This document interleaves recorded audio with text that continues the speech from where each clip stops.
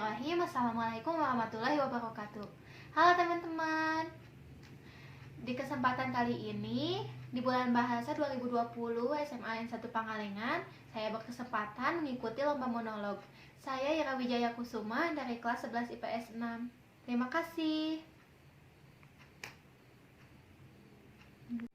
Di sini saya akan menceritakan monolog tentang Aku Si Kosong.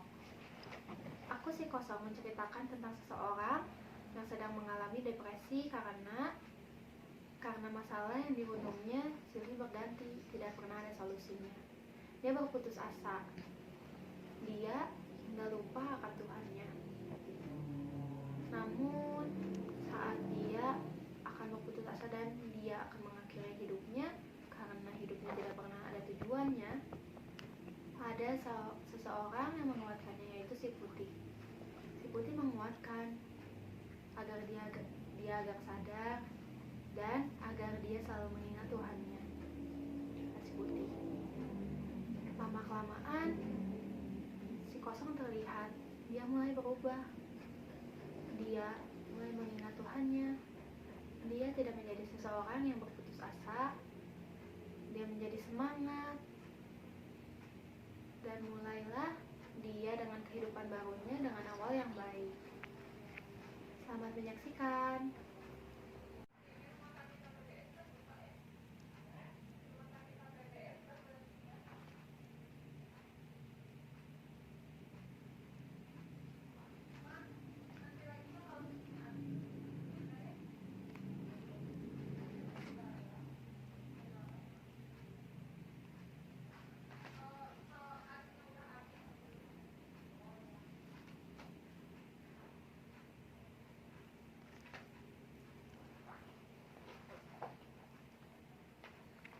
Aku Si Kosong, yang mengisahkan tentang makhluk Tuhan yang sedang mengalami krisis keimanan.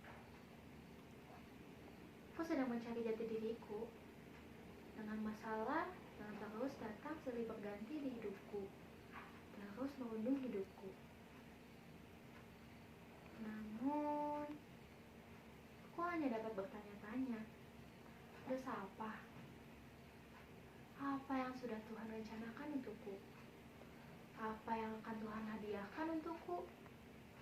Atas kuatnya aku selama ini menghadapi kerasnya hidup, menghadapi cobaan-cobaan darinya, dan berbagai masalah. Inilah kisahku.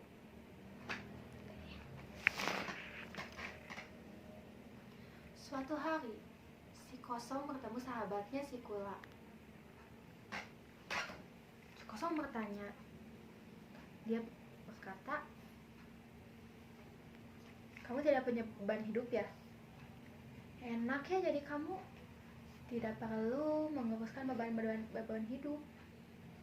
Dan tidak banyak pikiran seperti aku," kata si Kosong. Kata si Kula, dia menjawab,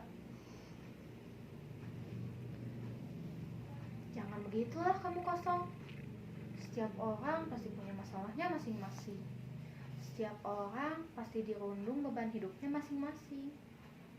Tak usah kau berkeluh kesah," kata si Kula sahabatnya. Si Kosong tetap bersikeras. Dia berkata lagi, "Kamu kan tahu, Kula, aku baru saja kehilangan istriku. Dia hartaku satu-satunya meninggalkanku. Lalu kemarin rumahku sudah hilang, dilahap si jago merah. Kamu kan lihat sendiri," kata si Kosong ke si Kula. Si Kula menjawab lagi. Dia menguatkan si Kosong. Katanya, "Aku selalu ada untukmu, Kosong. Kamu jangan bingung. Kamu harus selalu semangat. Bila kamu ingin berkeluh kesah, kamu berceritalah padaku," kata si Kula. Namun si Kosong hanya bertanggapan sinis. Dia hanya menjawab, "Hah." Lalu si Kula meninggalkan si Kosong. Datanglah si Hitam. Dengan mengejek, dia berkata,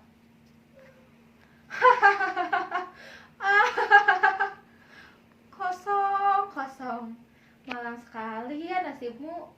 Sudah hidup sebatang kara, tempat tinggal pun tak punya, kata si Hitam mengejek. Namun si Kosong tidak dapat berkata apapun. Dia hanya menunduk dan meratapi nasibnya. Lalu kata si Hitam lagi, kalau aku jadi kamu, aku sudah meninggalkan bumi sejauh-jauhnya. Untuk apa hidup untuk bertukar saja, kata si Hitam. Lalu hari silih berganti. Si Kosong mulai mencari tujuan hidupnya. Namun dia tidak menemukannya. Lalu dia mulai terpikir apa kata-kata si Hitam. Dia mulai terpikir untuk mengakhiri hidupnya. Di suatu tempat dia bertemu dengan si Putih. Si Putih bertanya, sedang apa kamu Kosong? Kata si Putih. Namun si Kosong hanya menjawab. Dia menjawab sinis, meratapi nasib, kata si Kosong. Lalu si Putih menjawab lagi, nasib itu bukan untuk diratapi, nasib itu untuk diubah menjadi lebih baik. Si Putih menguatkan. Lalu si Kosong marah karena dia mulai tersinggung apa kata si Putih. Kata si Kosong, tahu apa kamu? Tahu apa kamu tentang hidupku? Apa yang aku rasakan? Kata si Kosong. Aku justru tahu hidupmu, aku mengerti hidupmu, kata si Putih. Namun si Kosong tetap bersikeras. Aku yang selalu tahu hidupku. Setiap hari hidupku dirundung masalah. Tidak pernah ada solusinya. Tuhan selalu melupakan aku, kata si Kosong. Dia marah, dia sangat marah. Namun si Putih tetap mengingatkan. Sadarlah Kosong, sadarlah.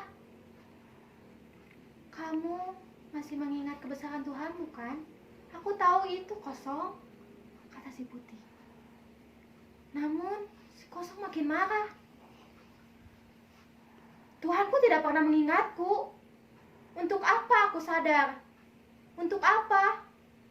Di setiap masalahku, aku selalu ingat kepada Tuhanku. Namun, dia tak pernah membantuku atas masalah yang selalu datang berganti, kata si Kosong. Si Putih terus mengingatkan, Kosong, kasihan ibumu, kasihan suamimu. Dia melihatmu begini, dia pasti sedih di sana, kata si Putih. Namun si Kosong mulai diam.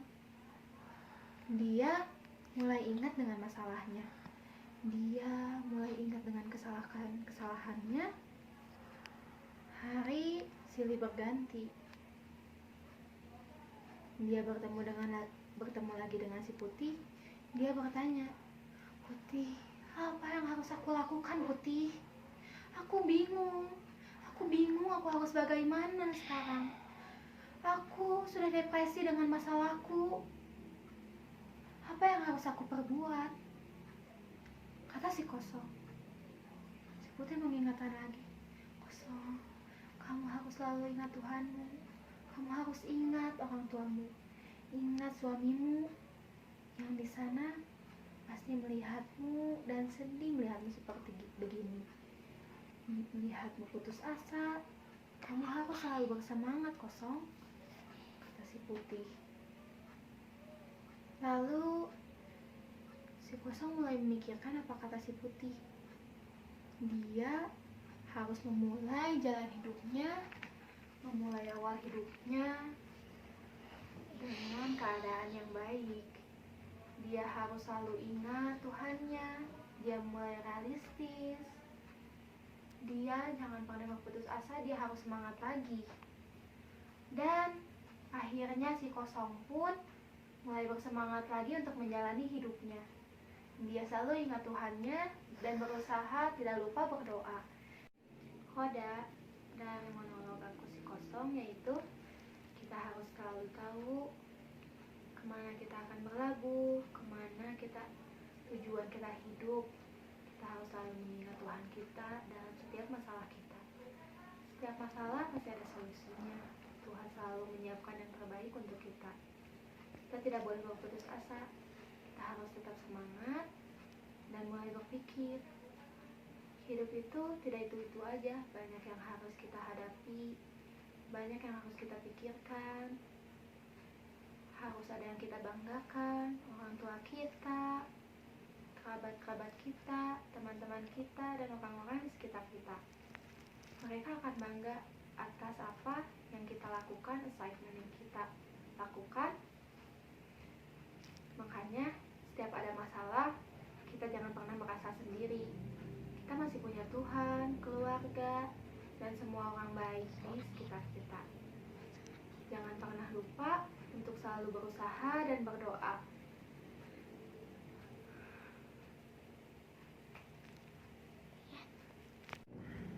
Sekian monolog yang dapat saya sampaikan. Wabillahi taufiq wal hidayah. Wassalamualaikum warahmatullahi wabarakatuh.